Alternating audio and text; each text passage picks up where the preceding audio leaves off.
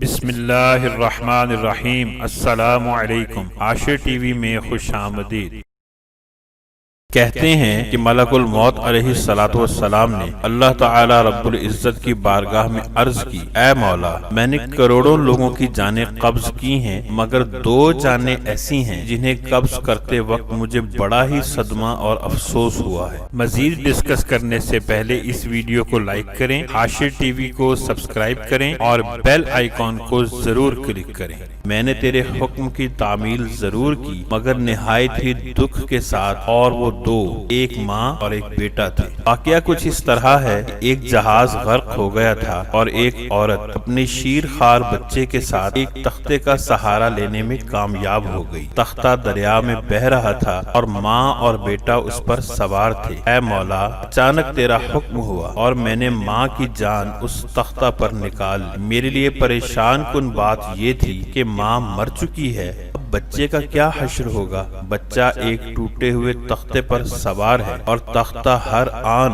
پانی کی لہروں کے تھپیڑے کھا رہا ہے، جو کسی بھی وقت تیز لہر کی زد میں آ کر الٹ سکتا ہے۔ بچے کے لیے نہ خوراک کا انتظام ہے، نہ کسی نگران کا بندوبست ہے۔ دریا کے کنارے دھوبی کپڑے دھو رہے تھے۔ اچانک کسی کی اس بچے پر نظر پڑی تو تختے کو کھینچ کر لائے۔ بڑے حیران ہوئے کہ ماں مر چکی ہے اور بچہ بے یار و مددگار تختے پر زندہ اور سلامت موجود ہے۔ وہ لوگ اس بچے کو اپنے سردار کے پاس لے گئے۔ سردار بیچارہ بے اولاد تھا۔ سردار خوبصورت بچہ دیکھ کر خوش ہوا اور سردار نے بچے کو اپنی نگرانی میں لے کر اسے اپنا بیٹا بنا لیا۔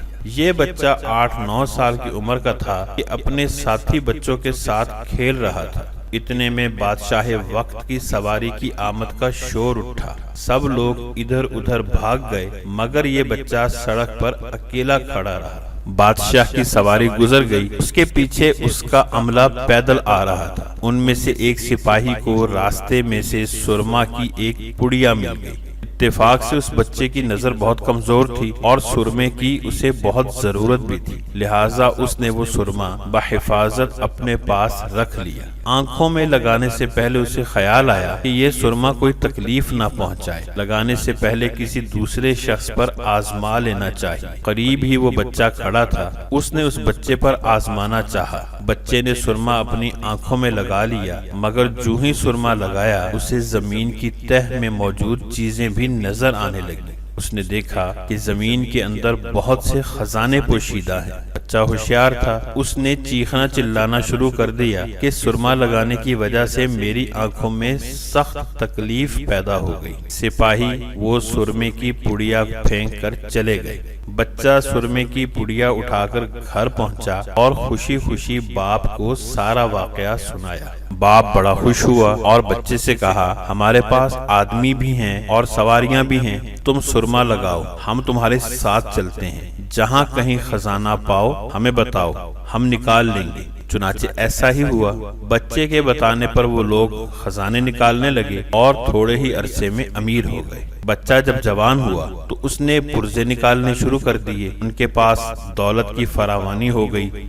زمین کے تمام خزانے ان کی نظروں میں تھے۔ انہوں نے آہستہ آہستہ بہت سے آدمی اپنے ساتھ ملا لیے۔ اس کے بعد تمام سرداروں کو ادھر ادھر کر دیا اور بچہ خود سردار بن گیا۔ آخر نوبت یہاں تک پہنچی کہ اس نے بادشاہ کے ساتھ بھی ٹکر لے لی اور اسے شکست دے کر خود بادشاہ بن گیا۔ اس بچے کا نام شداد تھا اور یہ وہی بچہ تھا جس کی ماں تختے پر مر گئی تھی اور یہ اکیلا دریا کی لہروں کے ساتھ بہہ رہا تھا۔ کہتے ہیں کہ جب یہ برسر اقتدار آیا تو اس نے حکم دیا کہ ایک ایسا کمال درجے کا شہر آباد کیا جائے جس کی ایک اینٹ سونے کی اور دوسری چاندی کی ہو۔ اس میں ایک عالی شان باغ ہو جس میں دنیا کی ہر چیز میسر ہو۔ جب وہ شہر ہر لحاظ سے مکمل ہو گیا تو شداد نے ارادہ کیا کہ جا کر اس شہر کا نظارہ کیا جائے۔ چنانچہ وہ شہر کو دیکھنے نکلا، ابھی دروازے تک ہی پہنچا تھا کہ ملک الموت حضرت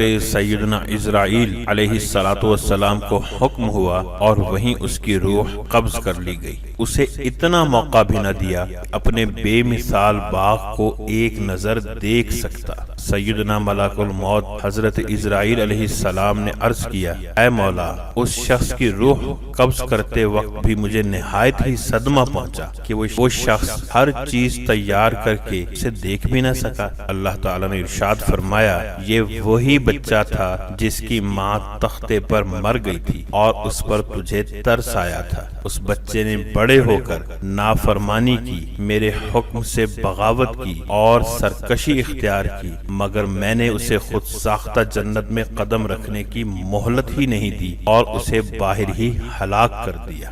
شداد کی بنائی کی اس جنت کے بارے میں مشہور ہے کہ وہ دنیا میں موجود تو ہے، مگر اللہ تعالیٰ نے اسے انسانوں کی نظروں سے پوشیدہ کر دیا ہے۔ سیدنا امیر معاویہ رضی اللہ تعالی عنہ کے زمانے میں ایک صحابی کا اونٹ گم ہو گیا تھا۔ وہ اونٹ کی تلاش میں کہیں اس علاقے میں جا نکلے تو اللہ تعالی نے انہیں وہ سب کچھ دکھا دیا تھا اور وہ صحابی وہاں کی کوئی نشانی بھی اپنے ساتھ لائے تھے۔ انہوں نے جب یہ واقعہ سیدنا امیر معاویہ رضی اللہ تعالی عنہ کے پاس بیان کیا تو انہوں نے اس کو کافی تلاش کرایا، مگر کسی شخص کو وہ جنت دوبارہ نہ ملی اور اسے اللہ تعالی نے پوشیدہ کر دیا۔